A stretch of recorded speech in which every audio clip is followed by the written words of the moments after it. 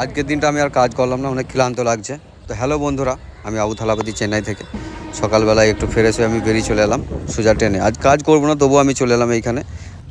এখানে আরও অনেক মানুষ আছে, আমি যদি না আসি তাহলে ওদের কাজ হবে না, ওরা কথা বুঝতে পারে না। এখানে ভালো জায়গাও আছে বসার। তো ভগবানাকে মানি 5 টাকা দেখাইলাম, পয়সা নাই। তারপর গাড়িটাকে নিয়ে সোজা চলে এলাম এইখানে নীলা হোটেলে। আর এটা রাত্রের বেলায় চলে, বেশি দিনের বেলায় কেউ থাকে না। তো আমি হোটেলটাকে খুলে ভিতরে এসে এসি ফেসি চালিয়ে আরামসে একটা কঠিন ঘুম দিয়ে দিলাম।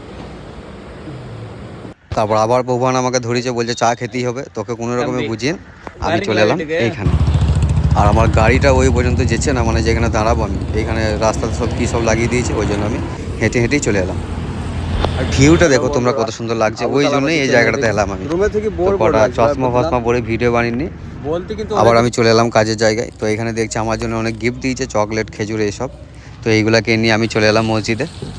আর এখানে ইফতারটা করার পর আবার গাড়িটাকে নিয়ে বেরোলাম, গাড়িটাকে ঘুরে রেখে দিই। তারপর আমি চলে এলাম আবার সোজা স্টেশনে। আর আজকে ফোনটার ওপর অনেক চাপ হয়েছে, এসেই প্রথমে ফোনটাকে আমি চার্জে দিয়ে দিলাম। তারপরে মুখ হাত ধুয়ে উজু ফুজু করে ঘড়িটাকে হাতে লাগিয়ে নিয়ে আমি এখন চললাম তারাবি নামাজ পড়ার জন্য।